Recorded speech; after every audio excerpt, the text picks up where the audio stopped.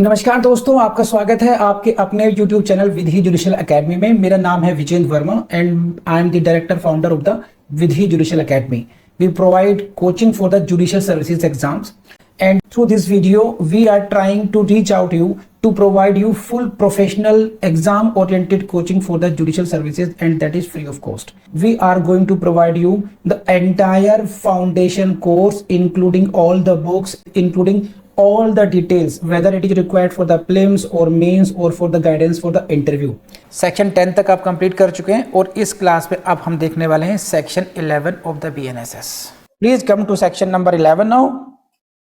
Special judicial magistrate, come to the special SJM, again very important. तो यहां पर ध्यान रखने का, सेक्शन 10 में इन सभी सेक्शंस में क्वेश्चन पूछते हैं सेक्शन नंबर से.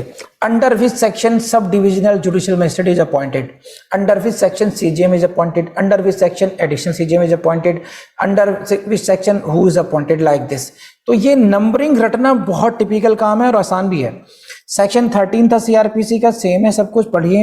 High court, again high court में if requested by the central government और स्टेट गवर्नमेंट को अंडरलाइन कीजिए, so to do confer upon any person all or any of the powers conferred or conferable by or under this section. any person कौन सा, who holds or has held any post under the government. इसको underline कर लीजिए अच्छी तरीके से, इसको underline कीजिएगा. रिक्वेस्टेड बाय द सेंट्रल और स्टेट गवर्नमेंट को कीजिएगा, इसको हाईलाइट को हाई कोर्ट को हाईलाइट कीजिएगा. On the judicial magistrate first class और second class in respect of particular cases को अंडरलाइन कर लीजिएगा, और to particular classes of cases in any local area. अब समझिए, देखिए क्या है. This is regarding the what special judicial magistrate. Special judicial magistrate का मतलब यहाँ पे क्या है, देखिए स्पेशल मजिस्ट्रेट क्या होता है. देखिए कुछ चालान कोर्ट एस्टेब्लिश कर देते हैं, होते थे कि हल्का फुल्का झगड़ा कर रहे थे, उससे अशांति फैल सकती थी, एक दिन के लिए बंद करना है. तो कुछ केसेस के लिए हमें क्या अपॉइंट कर सकते हैं, स्पेशल जुडिशियल मजिस्ट्रेट. पहला क्वेश्चन प्रीलिम्स में आपके पास आएगा कि under which section special judicial magistrate can be appointed. Number 1. Number 2, who can appoint, high court में अपॉइंट. नंबर 2 क्या, who can be appointed as the special judicial magistrate. Who can be appointed as the special judicial magistrate, and that is the person who holds or has held any post under the government, जो कि सरकार के अंतर्गत या तो अभी किसी पद को धारण करता है या वो रह चुका है. It means he can be retired person as well, या अभी का. तो कई बार क्या होता है कि जैसे कुछ सीनियर पुलिस ऑफिसर हैं, DCP हैं, कमिश्नर हैं या सीनियर प्रोसिक्यूटर हैं, वो रिटायर्ड हो गए, या फिर जुडिशियल ऑफिसर भी होते हैं वो रिटायर्ड हो गए. उन प्रैक्टिकली बता रहा हूं what happens, they are appointed for some time as the special judicial magistrate. इसलिए कहा गया है कि हाई कोर्ट अपॉइंट तो करेगी, लेकिन किसको अपॉइंट करोगी, who holds. It means who is at present holding some post under the government, जो कि गवर्नमेंट के अंतर्गत किसी पद को धारण करता है या रह चुका है. का मतलब has held any post means now he is retired. वो कर सकता है. क्या कर सकते हैं इसमें और कब करेंगे, क्योंकि ये स्पेशल केस हो गया. That may be on if requested by the central government or state government. या तो सेंट्रल गवर्नमेंट की स्पेशल रिक्वेस्ट हो या फिर राज्य सरकार की इस पे स्पेशल रिक्वेस्ट हो. और क्यों करेंगे वो इसलिए करेंगे in respect of particular cases और to particular class of cases. किसी विशेष प्रकार के केसेस के लिए कैसा किया जा सकता है. जैसे मान लीजिए चालान केसेस के लिए अलग से कर दिया, एक बात हो गई. या एंटी बेगर्स एक्ट है, जो ऐसे उनको लाया जाता है जो भिखारी बनते हैं, भिखारियों को पकड़ के लाया जाता है. अब उसमें कोई बहुत टेक्निकल चीज इन्वॉल्व नहीं है. हाँ भी क्या कर रहा था, भीख मांग रहा था. चलो इस तरीके की ऑफेंसेस जो चालान, अच्छा क्या कर रहे थे, जंप कर रहे थे, अच्छा क्या कर रहे थे जी, इन ये सर्टिफिकेट नहीं था, ये ये नो पोल्यूशन सर्टिफिकेट नहीं था, इनके पास आरसी नहीं थी, इनके पास इंश्योरेंस नहीं था, इस प्रकार के केसेस हो गए। तो जो पैटी केसेस है, इलेक्ट्रिसिटी का हो सकता है एक बार को कि भाई जो छोटी मोटी इलेक्ट्रिसिटी की चोरी हो सकती है, बहुत सारी चीजें ऐसे हो सकती हैं, इसलिए प्रावधान बना दिया गया है। तो वहां पर हमें कोई रेगुलर ऑफिसर्स नहीं चाहिए, वहां पर ऐसे ऑफिसर चाहिए जिन्हें ऑलरेडी सरकार कैसे चलती है, सरकारी कार्य का अनुभव है, और उनको ये पर्टिकुलर केसेस या क्लास ऑफ केसेस को दे दिया गया। तो उनको कौन सी पावर्स मिल जाएंगी? उनको हम स्पेशल ऑर्डर से जुडिशियल मजिस्ट्रेट फर्स्ट क्लास या जुडिशियल मजिस्ट्रेट सेकंड क्लास की पावर्स को एक्सरसाइज कर सकते हैं, कि जो powers judicial magistrate second class exercise करता है या judicial magistrate first class higher करता है, यानी कि punishment up to 3 years, punishment up to 1 year, fine up to this amount, fine amount up to this amount, वो इनको पावर दी जा सकती है। कर लेंगे आप लोग, ये नहीं कर लेंगे आप लोग? तो मैंने जितने भी क्वेश्चन प्रीलिम्स के बन सकते थे वो समझा दिए, उसका जो कॉन्सेप्ट है ऑल अराउंड वो आपको समझा दिया है। एंड अगेन इसको पढ़ लीजिए, ये है provided that no such power shall be conferred on any person unless he possesses such qualifications or experience in relation to the legal affairs।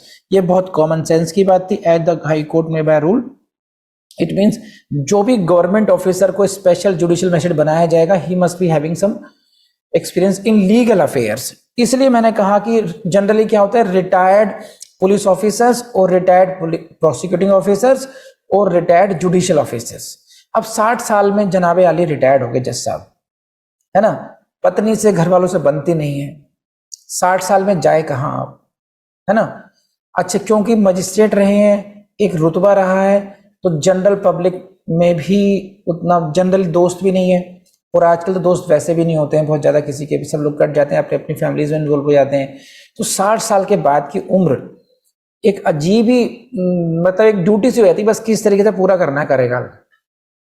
तो ऐसे इसमें ऐसी जॉब्स बड़ी काम की आती हैं, वो जाकर के फटाफट हाई कोर्ट के जजेस से मिलते हैं, हम उनके अपनी लाइजनिंग होती है, और किसी तरीके से जाकर के फिर 1 साल, फिर उसके बाद में फिर आगे टेन्योर बढ़ जाएगा, उस तरीके से 2-4 साल अपना इस तरीके से चलता रहता है। उस लेवल पे जाकर के पैसे की चाहना खत्म हो जाती है, सबको पैसा लगने लगता है कि करें क्या, उस पैसे का 60 साल के बाद में यूजलेस हो जाता है। वो यूजलेस इन द सेंस कि करें क्या, मतलब आप जैसे आपकी एज है, अभी आपके पास पैसे उड़ाने के लिए बहुत सारे मौके हैं, आप चाहें तो डिस्को जा सकते हैं, क्लब जा सकते हैं, आप चाहें तो घूम सकते हैं दुनिया भर में। एक उम्र आएगी ना आपका उछल कूद करने का मन करेगा, आपका मन ही नहीं, आप कर लेगा दुनिया निरर्थक है यार, क्या करना है, हद से चलो एक वर्ल्ड टूर लगा दें, बस देख आए दुनिया कहाँ पे वो आ रहे हैं, कहाँ पे नदी है, कैसे क्या है।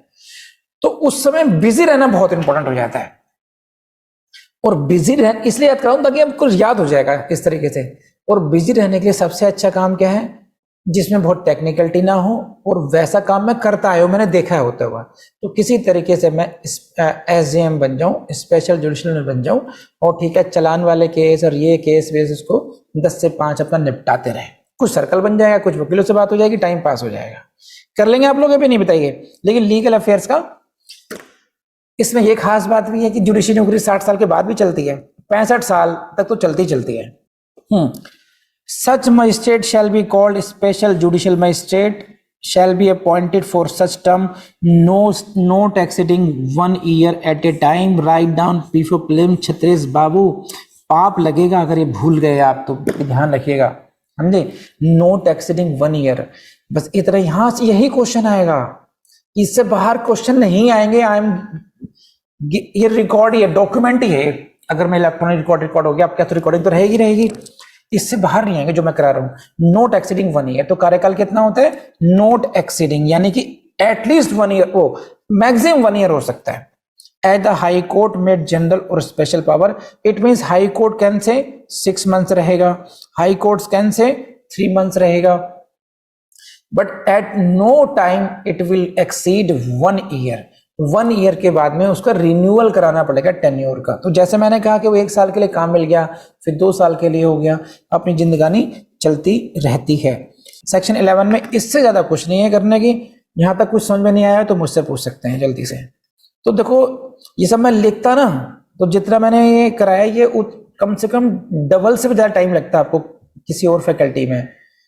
तो इस बात को थोड़ा आप इस तरीके से असेस कर लीजिए। मेरी 1 घंटे की क्लास भी किसी की भी 2 घंटे के बराबर होती है।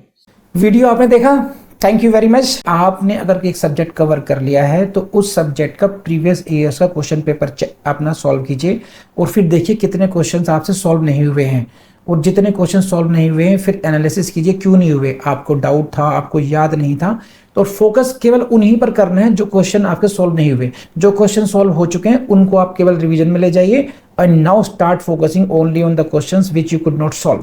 और फिर देखना धीरे धीरे नंबर ऑफ क्वेश्चंस आपके रिड्यूस होने शुरू हो जाएंगे, और आपका जो मकसद होना चाहिए वो 100% परफॉर्मेंस पर होना चाहिए, और आप कर सकते हैं ऐसा, ये हमेशा विश्वास रखना है आपने। ठीक, और अब क्या करेंगे आप लोग, आपको पता है, go to the next video. Thank you.